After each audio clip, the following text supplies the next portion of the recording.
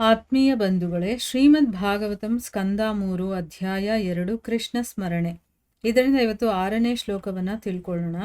ಶ್ಲೋಕ 6. ಶನಕೈರ್ ಭಗವನ್ ಲೋಕಾನ್ ರುಲೋಕಂ ಪುನರಾಗತಃ ವಿಮೃಜ್ಯ ನೇತ್ರೇ ವಿದುರಂ ಪ್ರೀತ್ಯಾಹೋದ್ಧವ ಉತ್ಸ್ಮಯನ್. ಅನುವಾದ: ಮಹಾನ್ ಭಕ್ತನಾದ ಉದ್ಧವನು ಶೀಘ್ರದಲ್ಲೇ ಭಗವಂತನ ಧಾಮದಿಂದ ಮಾನವ ನೆಲೆಗೆ ಮರಳಿದನು. ಪೂರ್ವ ಸ್ಮರಣೆಯನ್ನು ಜಾಗೃತಗೊಳಿಸಿ ಕಣ್ಣುಗಳನ್ನು ಒರೆಸಿಕೊಳ್ಳುತ್ತಾ ಸಂತೋಷ ಭಾವದಿಂದ ವಿದುರನನ್ನು ಉದ್ದೇಶಿಸಿ ಮಾತನಾಡಿದನು. ಇದು ಶ್ಲೋಕ ಮತ್ತೆ ಅದರ ಅನುವಾದ. ಈಗ ಭಾವಾರ್ಥದ ಮೂಲಕ ನಾವು ಇದರ ಅರ್ಥವನ್ನು ತಿಳ್ಕೊಳ್ಳೋದಕ್ಕೆ ಪ್ರಯತ್ನ ಮಾಡೋಣ. ಓದ ಭಾಗದಲ್ಲಿ ನಾವೇನು ತಿಳ್ಕೊಂಡ್ವಿ? ಆನಂದ ಪರವಶತೆಯಲ್ಲಿ ಮುಳುಗೋಗಿದ್ದ ಉದ್ಧವನಲ್ಲಿ ಅವನ ಶರೀರದಲ್ಲಾದಂಥ ಬದಲಾವಣೆ, ಇದನ್ನೆಲ್ಲ ವಿದುರ ಗಮನಿಸ್ತಾನೆ. ಅವನು ಭಗವಂತನ ವಿರಹ ತಾಪದಿಂದ ಈ ರೀತಿ ಆಗಿದ್ದಾನೆ ಅನ್ನೋದು ಗೊತ್ತಾಯ್ತಂದ್ರೆ ಅವನ ಪ್ರೀತಿಯಲ್ಲಿ ಅವನು ಲೀನವಾಗೋಗಿದ್ದಾನೆ ಸಂಪೂರ್ಣವಾಗಿ ಅಂತಂದ್ಬಿಟ್ಟು ವಿದುರ ಅರ್ಥ ಮಾಡ್ಕೊಳ್ತಾನೆ. ಈಗ ಮುಂದುವರೆದೇನಾಗುತ್ತೆ ಅಂತ ತಿಳ್ಕೊಳ್ಳೋಣ. ಮಹಾನ್ ಭಕ್ತರಾದಂಥ ಉದ್ಧವ ಏನು ಮಾಡ್ತಾನೆ? ಈಗ ಬೇಗ ಭಗವಂತನ ಧಾಮದಿಂದ ಅವನು ಮಾನವನ ನೆಲೆಗೆ, ಅಂದರೆ ಈ ಒಂದು ಸ್ಥಿತಿಗೆ ವಾಪಸ್ ಬರ್ತಾನೆ. ಒಂದು ನಿಮಿಷ ಆ ವಿದುರ ಕೇಳಿದಂಥ ಪ್ರಶ್ನೆಗೆ ಆ ಕೃಷ್ಣನ ನೆನಪಾಗೋಗುತ್ತೆ. ಸೊ ಆ ಲೋಕಕ್ಕೆ ಹೊರಟೋಗ್ತಾನೆ. ಆಮೇಲೆ ಕೆಲವು ಕ್ಷಣಗಳ ನಂತರ ಮತ್ತೆ ಮರಳಿ ಈ ಲೋಕಕ್ಕೆ ಅವನು ವಾಪಸ್ ಬರ್ತಾನೆ. ಮತ್ತೆ ಹಿಂದಿನ ಒಂದು ಸ್ಮರಣೆಯನ್ನ ಜಾಗೃತ ಮಾಡಿಕೊಂಡು ಹಿಂದೆ ಏನೇನೆಲ್ಲ ಘಟನೆಗಳು ನಡೆದಿತ್ತು ಅದೆಲ್ಲ ಅವನ ಕಣ್ಮುಂದೆ ಬಂದಂಗೆ ಆಗುತ್ತೆ. ಅದನ್ನೆಲ್ಲ ನೆನಪಿಸ್ಕೊಂಡು ಅವನು ಕಣ್ಣುಗಳನ್ನು ಒರೆಸ್ಕೊಳ್ತಾ ಸಂತೋಷ ಭಾವದಿಂದ ಅವನು ವಿದುರನನ್ನು ಉದ್ದೇಶಿಸಿ ಈಗ ಮಾತಾಡೋಕ್ಕೆ ಶುರು ಮಾಡ್ತಾನೆ. ಅವನಿಗೆ ಬಹಳ ಸಂತೋಷ ಆಗುತ್ತೆ. ಈ ಥರ ಭಕ್ತರೇ ಅಲ್ವಾ ಭಗವಂತನ ವಿಷಯವನ್ನು ಕೇಳೋದು. ಆಗ ಅವರಿಗೆ ನೆನಪಾಗುತ್ತೆ ಹಿಂದೆ ನಡೆದಿದ್ದೆಲ್ಲ. ಅದನ್ನ ನೆನೆಸ್ಕೊಂಡು ಅವನಿಗೆ ತುಂಬ ಸಂತೋಷ ಆಗಿ ಈಗ ವಿದುರನ ಜೊತೆ ಮಾತಾಡ್ತಾನೆ. ಏನು ಮಾತಾಡ್ತಾರೆ ಅಂತ ನೋಡೋಣ. ಈಗ ಭಾವಾರ್ಥದಲ್ಲಿ ಗುರುಗಳೇನು ಹೇಳಿದ್ದಾರೆ ಅಂತ ತಿಳ್ಕೊಳ್ಳೋಣ. ಉದ್ಧವನು ಭಗವತ್ ಪ್ರೇಮದ ದಿವ್ಯಾನಂದದಲ್ಲಿ ಸಂಪೂರ್ಣವಾಗಿ ತಲ್ಲೀನನಾದಾಗ ವಾಸ್ತವವಾಗಿ ಬಾಹ್ಯ ಪ್ರಪಂಚವನ್ನು ಮರೆತು ಬಿಟ್ಟನು. ಪರಿಶುದ್ಧ ಭಕ್ತನು ಈ ಲೋಕಕ್ಕೆ ಸೇರಿದ್ದೆಂದು ತೋರುವ ಪ್ರಸಕ್ತ ಶರೀರದಲ್ಲಿದ್ದಾಗಲೂ ಸತತವಾಗಿ ದೇವೋತ್ತಮ ಪರಮಪುರುಷನ ಧಾಮದಲ್ಲಿ ನಿವಾಸಿಯಾಗಿರುತ್ತಾನೆ. ಪರಿಶುದ್ಧ ಭಕ್ತನು ಪರಮಪ್ರಭುವಿನ ಆಲೋಚನೆಯಲ್ಲಿ ಮಗ್ನನಾಗಿರುವುದರಿಂದ ಅವನು ಖಚಿತವಾಗಿ ಶಾರೀರಿಕ ಆಯಾಮದಲ್ಲಿ ಇರುವುದಿಲ್ಲ. ನೋಡಿ, ಭಾಗವತದಲ್ಲಿ ಒಬ್ಬ ಭಕ್ತ ಹೇಗಿರಬೇಕು ಮತ್ತು ಒಬ್ಬ ಭಕ್ತ ಹೇಗಿರ್ತಾನೆ, ಏನೆಲ್ಲ ಮಾಡ್ತಾನೆ, ಅವನಿಗೇನೆಲ್ಲ ಆಗುತ್ತೆ, ಅದ್ರ ಬಗ್ಗೆ ಎಲ್ಲ ಡೀಟೇಲಾಗಿ ಗುರುಗಳು ಅದನ್ನು ಎಕ್ಸ್ಪ್ಲೇನ್ ಮಾಡಿ ಹೇಳ್ತಾರೆ. ಮತ್ತು ಅದರಲ್ಲಿ ಆ ವಿಷಯಗಳೆಲ್ಲ ಬರುತ್ತೆ. ಸೊ ನಾವು ಇದನ್ನು ತುಂಬ ಇಂಟ್ರೆಸ್ಟ್ ಇಟ್ಟು ಆಸಕ್ತಿ ಇಟ್ಟು ಕೇಳಬೇಕು. ಆಗ ಮಾತ್ರ ನಮ್ಗೆ ಅರ್ಥ ಆಗುತ್ತೆ ಭಕ್ತಿ ಅಂತಂದರೆ ಏನು ಅಂತ. ಅಷ್ಟು ಈ ಆಸಕ್ತಿಯಿಂದ ಶ್ರದ್ಧೆಯಿಂದ ಕೇಳಿದಾಗ ನಮ್ಮಲ್ಲಿ ಆಲ್ರೆಡಿ ಬೀಜ ಇರುತ್ತೆ ಒಳಗಡೆ, ಅದು ಅಂಕುರಿತವಾಗುತ್ತೆ. ಅಂದರೆ ಭಕ್ತಿಯ ಬೀಜ ಅನ್ನೋದು ಇರುತ್ತೆ, ಆದರೆ ಅದು ಮುಚ್ಚೋಗಿದೆ ಮಣ್ಣಲ್ಲಿ. ಅದರಿಂದ ಹೊರಗಡೆ ಬರಬೇಕು, ಆಯಿತಾ? ಆ ಬರೋ ಕೆಲಸವನ್ನು ಈ ಭಾಗವತ ಮಾಡುತ್ತೆ. ಆದರೆ ನಾವು ಹೇಗೆ ಕೇಳ್ತೀವಿ, ಮನಸ್ಸನ್ನು ಅಲ್ಲೇ ಇಟ್ಟು ಕೇಳ್ತೀವ ಅಥವಾ ಅಲ್ಲಿ ಕೂತ್ಕೊಂಡು ಬೇರೆ ಕಡೆ ಮನಸ್ಸಿಡ್ತೀವ, ಅದು ನಮಗೆ ಬಿಟ್ಟಿರೋದು. ಈಗ ಬೇಕಾದಷ್ಟು ಜನ ನಾನು ನೋಡಿದ್ದೀನಿ ಈ ಥರ ಸತ್ಸಂಗವನ್ನು ಹಾಕ್ಕೊಂಡು ಕೇಳ್ತಾ ಕೇಳ್ತಾ ಬೇರೆ ಕೆಲಸ ಮಾಡ್ತಾ ಇರ್ತಾರೆ. ಅದು ತಪ್ಪು. ಯಾಕೆ ಅಂತಂದರೆ ನಿಮ್ಮ ಮನಸ್ಸು ಕೆಲಸದ ಕಡೆ ಇರುತ್ತೆ, ಆ ಟೆನ್ಷನಲ್ಲಿರುತ್ತೆ, ಆ ಗಲಾಟೆನಲ್ಲಿರುತ್ತೆ ಅಲ್ವಾ? ಆಗ ನಿಮಗೆ ಬೇಕಾಗಿರುವಂಥ ಮುಖ್ಯವಾದ ಪಾಯಿಂಟನ್ನು ನೀವು ಬಿಟ್ಬಿಡ್ತೀರ. ಅಲ್ಲಿ ಕಂಪ್ಲೀಟಾಗಿ ಕಾನ್ಸಂಟ್ರೇಟ್ ಕೊಟ್ಟು ಕೇಳೋಕ್ಕಾಗಲ್ಲ ಅಲ್ವಾ? ಅದಕ್ಕೋಸ್ಕರ ನಿಮಗೆ ಬೇಕಾಗಿರೋ ಪಾಯಿಂಟೇ ನೀವು ಬಿಟ್ಬಿಟ್ಟಿರ್ಬೋದು. ಅದಕ್ಕೋಸ್ಕರನೇ ಅದನ್ನು ಕೇಳೋಕ್ಕೆ ಅಂತಲೇ ಸ್ವಲ್ಪ ಸಮಯ ಮಾಡ್ಕೋಬೇಕು. ಇಲ್ಲ ಅಂತಂದರೆ ನಾವು ತುಂಬ ಮಿಸ್ ಮಾಡ್ಕೊಳ್ತೀವಿ ಅಷ್ಟೇ, ಇನ್ನೇನೂ ಆಗೋದಿಲ್ಲ. ಸುಮ್ಮನೆ ಹಾಕ್ಬಿಟ್ಟು ಏನೋ ಕೆಲಸ ಮಾಡಿಕೊಂಡು ಕೇಳಿದೆ ಇವತ್ತಿಂದು ಅಂದರೆ ಅದು ತಪ್ಪು. ಅದು ಏನೂ ಪ್ರಯೋಜನ ಆಗೋದಿಲ್ಲ. ಕೂತ್ಕೋಬೇಕು. ಅದಕ್ಕೋಸ್ಕರ ಕೂತ್ಕೊಂಡು ಅದನ್ನು ಗಮನ ಇಟ್ಟು ಕಣ್ಣು ಮುಚ್ಕೊಂಡು ಕೇಳ್ತಾ ಇರಬೇಕು. ಆ ಶಬ್ದನೇ ನಿಮ್ಮ ಕಿವಿನಲ್ಲಿ ಬೀಳ್ತಾ ಇರಬೇಕು. ಬೀಳ್ತಾ ಇದ್ದಾಗ ಆ ಆಲೋಚನೆ ಅಲ್ಲೂ ಕೂಡ ಮನಸ್ಸನ್ನು ಯೋಚನೆ ಮಾಡೋದಕ್ಕೆ ಬಿಡಬೇಡಿ. ಸುಮ್ಮನೆ ಕೇಳೋದ್ರ ಕಡೆ ಮಾತ್ರ ನಿಮ್ಮ ಗಮನ ಇರಬೇಕು. ಕೇಳಿಸ್ಕೊಳ್ತಾ ಇದ್ದರೆ ಆಟೋಮೆಟಿಕ್ಕಾಗಿ ಅದಕ್ಕೆ ಗೊತ್ತಾಗುತ್ತೆ ಮನಸ್ಸಿಗೆ ಏನೇನು ಕೇಳ್ತಾ ಇದೀವೋ ಅದು ಒಳಗಡೆ ಹೃದಯದವರೆಗೂ ಇಳಿಬೇಕು. ಆವಾಗಲೇ ನಮ್ಗೆ ಏನಾದರೂ ಒಂದು ಚೇಂಜಸ್ ಆಗೋದಕ್ಕೆ ಸಾಧ್ಯ. ಇಲ್ಲ ಅಂತಂದರೆ ನಾವು ಹೀಗೇ ಇರ್ತೀವಿ. ಎಷ್ಟೇ ವರ್ಷ ನಾವು ಸಾಧನೆ ಮಾಡ್ತಾ ಇದ್ರೂ ಕೂಡ ಹೀಗೇ ಇರಬೇಕಾಗತ್ತೆ. ನಾವು ಮುಂದುವರಿಬೇಕು. ನನ್ನಲ್ಲೂ ಏನಾದರೂ ಒಂದು ಚೇಂಜಸ್ ಆಗಬೇಕು, ಭಕ್ತಿ ಅನ್ನೋದು ನನ್ನಲ್ಲೂ ಕೂಡ ಅಂಕುರಿತವಾಗಬೇಕು ಅಂತಂದರೆ ನಾವು ಗಮನ ಇಟ್ಟು ಕೇಳೋದನ್ನು ಕಲ್ತ್ಕೋಬೇಕು. ಯಾಕಂದರೆ ಗುರುಗಳು ತುಂಬ ವಿಚಾರಗಳನ್ನು ಹೇಳ್ತಾರೆ. ಅದೆಲ್ಲ ನಮಗೆ ಗೊತ್ತಾಗಬೇಕು ಅಂತಂದರೆ ನಾವು ತುಂಬ ಶ್ರದ್ಧೆ ಇಟ್ಟು ಕೇಳಬೇಕಾಗತ್ತೆ. ನೋಡಿ ಇಲ್ಲಿ ಏನು ಹೇಳ್ತಾ ಇದ್ದಾರೆ ಅಂತಂದರೆ, ಉದ್ಧವ ಆ ಪ್ರೀತಿಯ ದಿವ್ಯಾನಂದದಲ್ಲಿ ಸಂಪೂರ್ಣವಾಗಿ ತಲ್ಲೀನನಾಗೋಗಿದ್ದಾನೆ. ಅದಕ್ಕೋಸ್ಕರ ಏನು ಮಾಡಿದ್ದಾನೆ, ಈ ಪ್ರಪಂಚವನ್ನೇ ಮರೆತು ಬಿಟ್ಟಿದ್ದಾನೆ. ನಾವು ಯಾವಾಗ ಈ ಪ್ರಪಂಚವನ್ನು ಮರಿತೀವಿ ಯೋಚನೆ ಮಾಡ್ಬೇಕು. ನಾವು ಭಕ್ತಿಲಿ ಯಾವತ್ತಾದರೂ ನಾವು ಈ ಪ್ರಪಂಚವನ್ನು ಮರ್ತಿದ್ದೀವಾ? ಇಲ್ಲ. ಈ ಪ್ರಪಂಚ ನಮಗೆ ಯಾವಾಗಲೂ ನೆನಪಿರುತ್ತೆ. ಎಲ್ಲೋ ಆಗೋ ಈಗೋ ಒಂದು ಸೆಕೆಂಡಲ್ಲಿ ಅಯ್ಯೋ ನಾನು ಇವತ್ತು ಓದಬೇಕಾಗಿತ್ತು, ಇವತ್ತು ಕೇಳಬೇಕಾಗಿತ್ತು, ಒಂದು ಫ್ರ್ಯಾಕ್ಷನ್ ಆಫ್ ಸೆಕೆಂಡಲ್ಲಿ ಬಂದು ಹೋಗುತ್ತಷ್ಟೇ ಅದು. ಆ ರೀತಿ ಇರಬಾರ್ದು. ಭಗವಂತನ ವಿಚಾರ ಅಂದಾಗ ಮೈ ಮರಿಬೇಕು ನಾವು. ಅಷ್ಟು ನಾವು ಇನ್ವಾಲ್ವ್ ಆಗಿ ಕೇಳಬೇಕು. ಇಲ್ಲಿ ಕೇಳ್ತಾ ಇದ್ವಿ ಅಂತಂದರೆ ನಮಗೆ ಬೇರೆ ಎಲ್ಲ ಮರ್ತು ಹೋಗಬೇಕು. ಬರೀ ನಾವು ಆ ಕೇಳೋದ್ರ ಕಡೆನೇ ಕಾನ್ಸಂಟ್ರೇಟ್ ಇರಬೇಕು. ಆ ರೀತಿ ಅವನಿವಾಗ ಭಗವಂತನ ವಿಷಯವನ್ನು ಕೇಳಿದ ತಕ್ಷಣ ತನ್ನನ್ನೇ ತಾನು ಮರ್ತು ಹೋಗ್ಬಿಟ್ಟ. ಪರಿಶುದ್ಧ ಭಕ್ತ ಈ ಲೋಕಕ್ಕೆ ಸೇರಿರೋನಾಗಿದ್ರೂ ಕೂಡ, ಈ ಒಂದು ಶರೀರದಲ್ಲಿ ಇದ್ದರೂ ಕೂಡ ಅವನು ಯಾವಾಗಲೂ ಭಗವಂತನ ಧಾಮದಲ್ಲೇ ಇರ್ತಾನೆ. ಯಾಕಂದರೆ ಎಲ್ಲಿ ನಾವು ಆ ಭಗವಂತನ ಸ್ಮರಣೆ ಮಾಡ್ತೀವೋ ಅದು ಧಾಮ. ಅವನು ಯಾವಾಗ ಅವನ ಮೈಂಡ್ ಎಲ್ಲಿರುತ್ತೆ, ಭಗವಂತನ ವಿಚಾರಗಳಲ್ಲೇ ಮುಳುಗಿರುತ್ತೆ. ಆಯಿತಾ? ಅದಕ್ಕೋಸ್ಕರ ಅವನು ಯಾವಾಗಲೂ ಅವನ ಧಾಮದಲ್ಲೇ ಇರ್ತಾನೆ. ಪರಿಶುದ್ಧ ಭಕ್ತ ಯಾವಾಗಲೂ ಭಗವಂತನ ವಿಚಾರದಲ್ಲಿ ಮಗ್ನನಾಗಿರೋದ್ರಿಂದ ಅವನು ಈ ಶರೀರದಲ್ಲಿ ಇರೋದಿಲ್ಲ. ಅವನು ಎಲ್ಲೋ ಇರ್ತಾನೆ. ಇವಾಗ ನಮಗೇನಾಗುತ್ತೆ ಅಂತಂದರೆ ನಾವು ಯಾವಾಗಲೂ ಐಹಿಕದಲ್ಲಿ ಅಥವಾ ದುಡ್ಡಲ್ಲಿ ಆಸಕ್ತಿ ಇರೋರು ನೋಡಿ, ದುಡ್ಡು ದುಡ್ಡು ದುಡ್ಡು ಅಂತ ಅದ್ರ ಬಗ್ಗೆನೇ ಯೋಚನೆ ಮಾಡ್ತಾ ಇರ್ತಾರೆ. ಅವರಿಗೆ ಊಟ, ತಿಂಡಿ, ನಿದ್ದೆ ಯಾವುದ್ರ ಬಗ್ಗೆನೂ ಅರಿವೇ ಇರೋದಿಲ್ಲ. ಈಗ ಒಬ್ಬ ಸೈಂಟಿಸ್ಟನ್ನು ತಗೊಳ್ಳಿ, ಏನಾದರೂ ಒಂದು ಇನ್ವೆಂಟ್ ಮಾಡಬೇಕು ಅವನು ಅಂತಂದರೆ ಅದರಲ್ಲೇ ಮುಳುಗೋಗಿರ್ತಾನೆ. ಅವರು ನೋಡಿದಿರ ಸೈಂಟಿಸ್ಟ್ಗಳನ್ನು, ಗಡ್ಡ ಇಷ್ಟಿಷ್ಟು ಉದ್ದ ಇರುತ್ತೆ ಅಂದರೆ ಅವರು ಸಣ್ಣ ಇರ್ತಾರೆ. ಏನಕ್ಕೆ ಅಂತಂದರೆ ಅವ್ರಿಗೆ ಊಟ, ತನ್ನ ಶರೀರದ ಮೇಲೆ ಪ್ರಜ್ಞೆನೇ ಇರೋದಿಲ್ಲ. ಅವ್ರ ಕೆಲಸದಲ್ಲಿ ಅಷ್ಟು ಮುಳುಗ್ಬಿಟ್ಟಿರ್ತಾರೆ. ಅವ್ರಿಗೆ ಅದು ಇನ್ವೆಂಟ್ ಮಾಡೋವರೆಗೂ ಅವ್ರು ಆ ರೂಮ್ ಬಿಟ್ಟೇ ಬರೋದಿಲ್ಲ. ಅಲ್ಲಿಗೆ ಎಷ್ಟೋ ಒಂದು ಊಟ, ತಿಂಡಿ, ನಿದ್ದೆ ಎಲ್ಲವನ್ನ ಬಿಟ್ಬಿಟ್ಟಿರ್ತಾರೆ. ಅದಕ್ಕೆ ಅವ್ರು ಹಾಗಿರ್ತಾರೆ. ಅಂದರೆ ಅವರ ಕೆಲಸದಲ್ಲಿ ಅವ್ರಿಗೆ ಅಷ್ಟು ಆಸಕ್ತಿ ಇರುತ್ತೆ, ಅದರಲ್ಲೇ ಮುಳುಗೋಗಿರ್ತಾರೆ. ಅದೇ ರೀತಿ ಒಬ್ಬ ಶುದ್ಧ ಭಕ್ತನಾಗಿರುವಂಥವನು ಯಾವಾಗಲೂ ಭಗವಂತನ ಒಂದು ವಿಚಾರದಲ್ಲೇ ಮುಳುಗೋಗಿರ್ತಾನೆ. ಅವನಿಗೆ ಶರೀರದ ಮೇಲೆ ಪ್ರಜ್ಞೆನೇ ಇರೋದಿಲ್ಲ. ಉದ್ಧವನಿಗೆ ವಿದುರನೊಂದಿಗೆ ಮಾತನಾಡಬೇಕೆನಿಸಿದಾಗ ಅವನು ಭಗವಂತನ ಧಾಮವಾದ ದ್ವಾರಕೆಯಿಂದ ಮಾನವರ ಇಹಲೋಕಕ್ಕೆ ಬಂದನು. ನೋಡಿ ಇಲ್ಲಿ ಉದ್ಧವನಿಗೆ ಒಂದು ಸೆಕೆಂಡ್ ಅಲ್ಲಿಗೆ ಹೋಗ್ಬಿಟ್ಟ. ಭಗವಂತ ಎಲ್ಲಿದ್ನೋ ಅಲ್ಲಿಗೆ ಹೋದ. ಆಮೇಲೆ ವಿದುರನ ಜೊತೆ ಮಾತಾಡಬೇಕು. ಅವನೇನೋ ಒಂದು ಪ್ರಶ್ನೆ ಕೇಳಿದ, ಅದನ್ನು ಹೇಳಬೇಕು ಅಂತಂದ್ಬಿಟ್ಟು ಮತ್ತೆ ಭಗವಂತನ ಧಾಮವಾದ ದ್ವಾರಕೆಯಿಂದ ಅವನು ವಾಪಸ್ಸು ಇಹಲೋಕಕ್ಕೆ ಬರ್ತಾನೆ.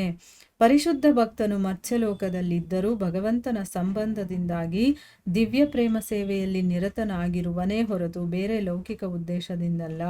ಜೀವಿಯು ತನ್ನ ಅಸ್ತಿತ್ವದ ಸ್ಥಿತಿಗೆ ಅನುಗುಣವಾಗಿ ಐಹಿಕ ನೆಲೆಯಲ್ಲಿ ಅಥವಾ ಭಗವಂತನ ದಿವ್ಯ ಧಾಮದಲ್ಲಿ ಜೀವಿಸಬಹುದು. ಅಂದರೆ ಒಬ್ಬ ಪರಿಶುದ್ಧ ಭಕ್ತನು ಒಬ್ಬ ಸಾಮಾನ್ಯ ವ್ಯಕ್ತಿ ಈ ಲೋಕದಲ್ಲಿ ಇರೋದಕ್ಕೆ ಡಿಫ್ರೆನ್ಸ್ ಹೇಳ್ತಾ ಇದ್ದಾರೆ ಇಲ್ಲಿ. ಒಬ್ಬ ಭಕ್ತ ಈ ಒಂದು ಲೋಕದಲ್ಲಿ ಮೃತ್ಯುಲೋಕ ಅಂತ ಕರೀತಾರೆ ಇದನ್ನು. ಈ ಮರ್ತ್ಯಲೋಕದಲ್ಲಿ ಇದ್ರೂ ಕೂಡ ಭಗವಂತನ ಒಂದು ದಿವ್ಯ ಸೇವೆಯಲ್ಲಿ ನಾನು ನಿರತನಾಗಿರಬೇಕು ಅಂತ ಬಂದಿರ್ತಾನೆ ಹೊರತು, ಯಾಕಂದರೆ ಭಗವಂತನ ಕೆಲಸಕ್ಕೋಸ್ಕರ ಇಲ್ಲಿ ಬಂದಿರ್ತಾನೆ. ಭಗವಂತ ಅಲ್ಲಿಂದ ಇಲ್ಲಿಗೆ ಬಂದಿರ್ತಾನೆ. ಇಲ್ಲಿ ಏನೋ ಒಂದು ಅವನು ಲೀಲೆಯನ್ನು ನಡೆಸಬೇಕಾಗತ್ತೆ. ಆ ಲೀಲೆಯಲ್ಲಿ ತಾನೂ ಕೂಡ ಭಗವಂತನಿಗೆ ಸೇವೆ ಮಾಡಬೇಕು ಅನ್ನೋ ಒಂದು ಕಾರಣದಿಂದ ಅವನು ಈ ಒಂದು ಲೋಕದಲ್ಲಿ ಇರ್ತಾನೆ ಹೊರತು ನಮ್ಮ ಥರ ಕರ್ಮವನ್ನು ಮಾಡಿ ಅದನ್ನು ತೀರಿಸೋದಕ್ಕೋಸ್ಕರ ಅವರು ಇಲ್ಲಿ ಬಂದಿರೋದಿಲ್ಲ. ಅದೇ ನಮಗೂ ಅವ್ರಿಗೂ ಇರುವಂಥ ಡಿಫ್ರೆನ್ಸು. ಅಂದರೆ ಒಬ್ಬ ಸಾಮಾನ್ಯ ಮನುಷ್ಯ ಯಾವುದೋ ಒಂದು ಕರ್ಮ ಮಾಡಿರ್ತಾನೆ, ಅದಕ್ಕೋಸ್ಕರ ಈ ಮತ್ಸ್ಯಲೋಕದಲ್ಲಿ ಇರ್ತಾನೆ. ಆದರೆ ಅವನಿಗೂ ಒಂದು ಚಾನ್ಸ್ ಇದೆ. ಅವನು ಬೇಕಾದರೆ ತನ್ನ ಅಸ್ತಿತ್ವದ ಸ್ಥಿತಿಗನುಗುಣವಾಗಿ, ಅಂದರೆ ನಾನು ಹೇಗಿರಬೇಕು ಅಂತ ಅವನು ಡಿಸೈಡ್ ಮಾಡಿಕೊಂಡು ಏನಾದರೂ ಚೇಂಜ್ ಮಾಡಿಕೊಂಡು ಈ ಒಂದು ಪ್ರಪಂಚದಲ್ಲೇ ಇರಬಹುದು, ಅಥವಾ ಅವನು ಕೂಡ ಭಗವಂತನ ಧಾಮದಲ್ಲೂ ಕೂಡ ಹೋಗಿ ಇರ್ಬೋದು. ಆ ರೀತಿ ನಾವು ಸಾಧನೆ ಮಾಡಿ ಅದನ್ನು ಆ ಒಂದು ಅರ್ಹತೆಯನ್ನು ಗಳಿಸ್ಕೊಂಡಾಗ ನಾವು ಕೂಡ ಹೋಗಿ ಅಲ್ಲಿರ್ಬೋದು.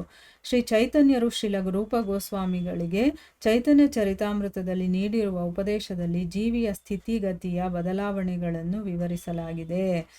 ನೋಡಿ, ಇಲ್ಲಿ ಶ್ರೀ ಚೈತನ್ಯ ಮಹಾಪ್ರಭುಗಳು ರೂಪ ಗೋಸ್ವಾಮಿಗಳಿಗೆ ಹೇಗೆ ಜೀವಿ ಸ್ಥಿತಿಗತಿ ಬದಲಾವಣೆಯನ್ನು ಮಾಡ್ಕೋಬಹುದು ಅನ್ನೋದ್ರ ಬಗ್ಗೆ ಚೈತನ್ಯ ಚರಿತಾಮೃತದಲ್ಲಿ ಹೇಳಿದ್ದಾರೆ. ಆ ವಿಷಯ ಏನು ಅಂತ ಈಗ ತಿಳ್ಕೊಳ್ಳೋಣ. ವಿಶ್ವದಾದ್ಯಂತ ಜೀವಿಗಳು ಜನ್ಮ ಜನ್ಮಾಂತರವಾಗಿ ತಮ್ಮ ಕಾಮ್ಯ ಕರ್ಮದ ಪರಿಣಾಮಗಳನ್ನು ಅನುಭವಿಸುತ್ತಿದ್ದಾರೆ. ಇವರಲ್ಲಿ ಕೆಲವರು ಪರಿಶುದ್ಧ ಭಕ್ತರ ಸಾಹಚರ್ಯದಿಂದ ಪ್ರಭಾವಿತರಾಗಬಹುದು. ಹೀಗೆ ಅಭಿರುಚಿ ಬೆಳೆಸಿಕೊಂಡು ಭಕ್ತಿ ಸೇವೆಯ ಅವಕಾಶ ಪಡೆಯಬಹುದು. ಈ ಅಭಿರುಚಿಯೇ ಭಕ್ತಿ ಸೇವೆಯ ಬೀಜ. ಇಂತಹ ಬೀಜವನ್ನು ಪಡೆಯುವಷ್ಟು ಅದೃಷ್ಟಶಾಲಿಯಾದವನು ಅದನ್ನು ತನ್ನ ಹೃದಯಾಂತರಾಳದಲ್ಲಿ ಬಿತ್ತಿಕೊಳ್ಳುವಂತೆ ಸಲಹೆ ಮಾಡಲಾಗಿದೆ. ನೋಡಿ, ಇದು ನಮಗೆ ಬೇಕಾಗಿರುವಂತಹ ವಿಷಯ.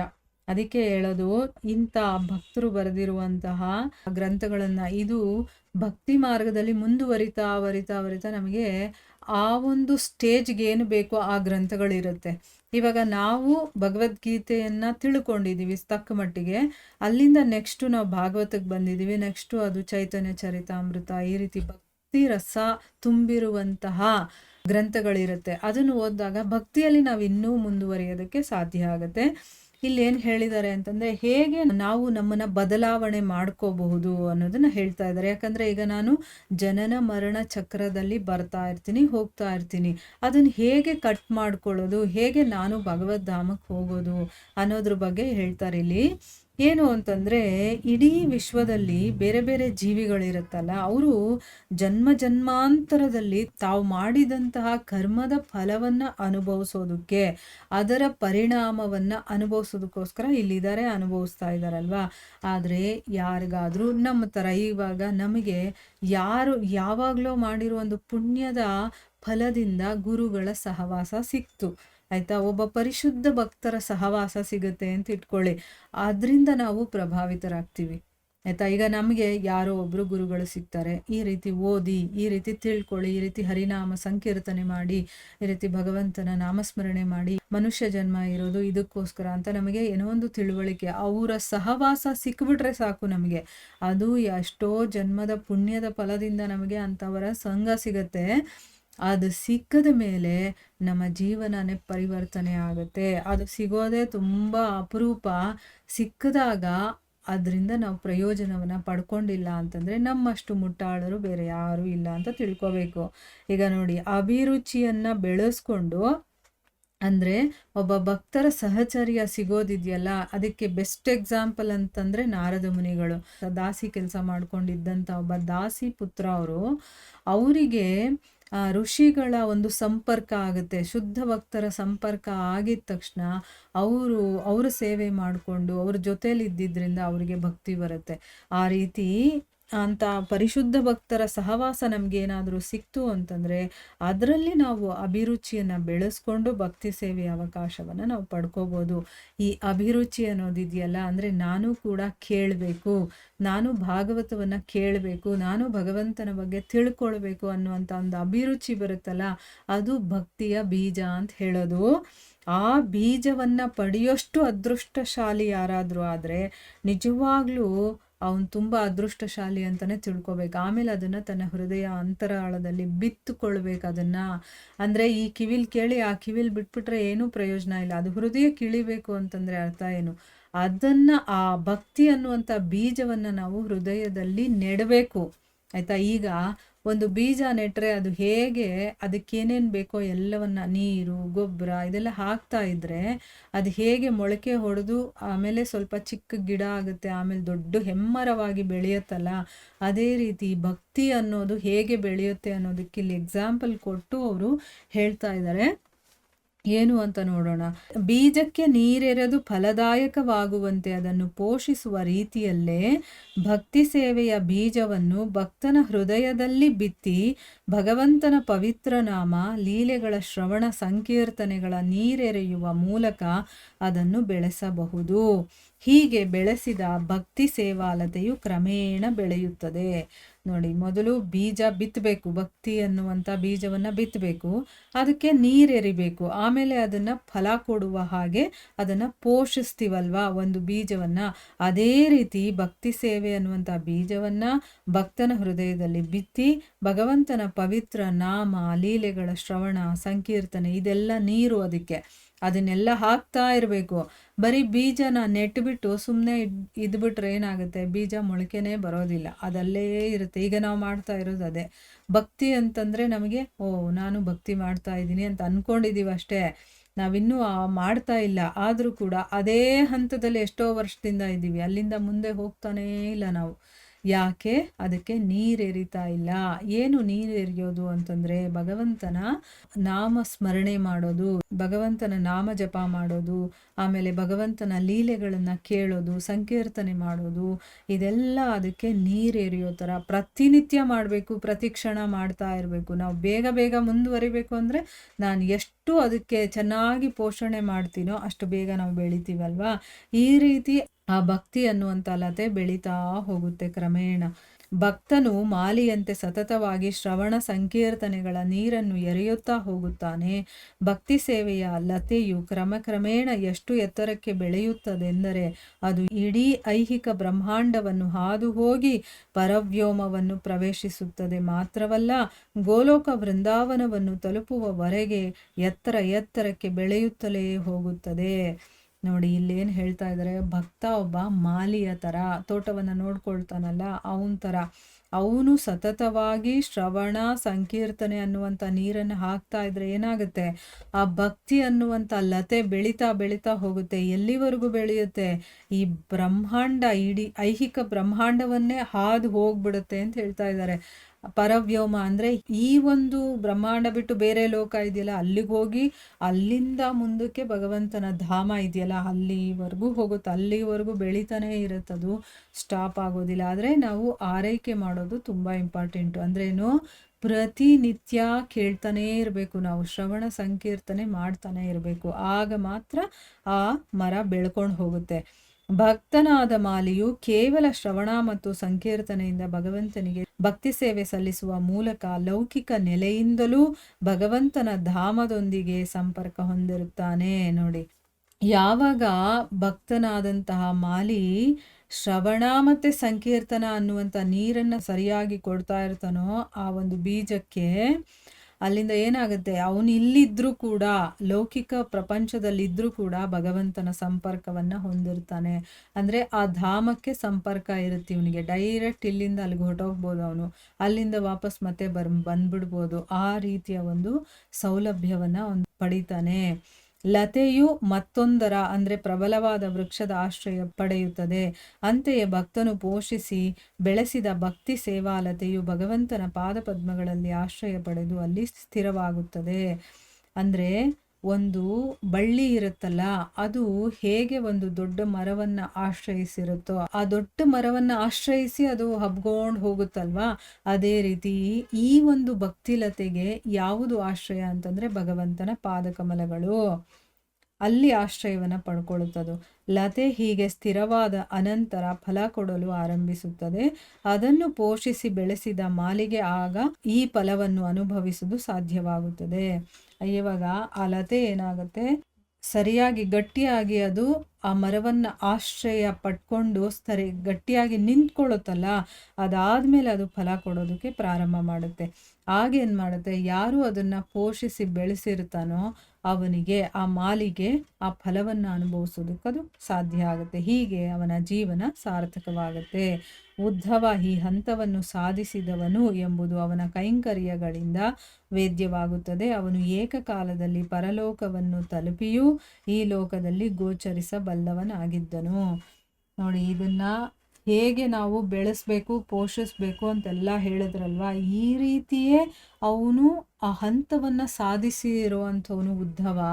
ಅದಕ್ಕೋಸ್ಕರ ಅವನು ಇಲ್ಲಿ ಇತ್ಕೊಂಡೇ ಅವನು ಭಗವಂತನ ಧಾಮಕ್ಕೂ ಕೂಡ ಹೋಗ್ಬೋದು, ಅಲ್ಲಿದ್ದು ಇಲ್ಲೂ ಇರಬಹುದು. ಆ ರೀತಿಯ ಒಂದು ಶಕ್ತಿ ಅವನಲ್ಲಿದೆ. ಅಂದರೆ ಆ ಭಕ್ತಿಗೆ ಅಷ್ಟು ಶಕ್ತಿ ಇದೆ ಅಂತ ಅರ್ಥ. ನಾವು ಈ ಸ್ಟೇಜ್ಗೆ ತಲುಪಬಹುದು, ನಾವು ಸಾಧನೆ ಮಾಡಿದಾಗ ಆಗುತ್ತೆ. ಯಾಕಂದರೆ ಅವರೂ ಮನುಷ್ಯರು, ನಾವು ಮನುಷ್ಯರಲ್ವಾ. ಅವ್ರಿಗಾಗಿದೆ ಅಂತಂದಮೇಲೆ ನಮಗೂ ಆಗುತ್ತೆ. ಆದರೆ ನಾವು ಅವರಷ್ಟು ಕಷ್ಟಪಡೋದಕ್ಕೆ ಹೋಗೋದಿಲ್ಲ. ನಮಗೆಲ್ಲ ಈಸಿಯಾಗಿ ಇನ್ಸ್ಟೆಂಟಾಗಿ ಸಿಕ್ಬಿಡ್ಬೇಕು, 1 ನಿಮಿಷದಲ್ಲಿ ಆಗೋಗ್ಬಿಡ್ಬೇಕು, 2 ನಿಮಿಷದಲ್ಲಿ ಆಗೋಗ್ಬಿಡ್ಬೇಕು, ಅದೆಲ್ಲ ಆಗೋದಿಲ್ಲ. ಭಗವಂತನ ವಿಷಯವನ್ನು ಕೇಳಬೇಕು ಅಂತಂದರೆ ತಾಳ್ಮೆ ಇರಬೇಕು, ಆಸಕ್ತಿ ಇರಬೇಕು, ಶ್ರದ್ಧೆ ಇರಬೇಕು, ಭಗವಂತನ ಮೇಲೆ ವಿಶ್ವಾಸ ಇರಬೇಕು.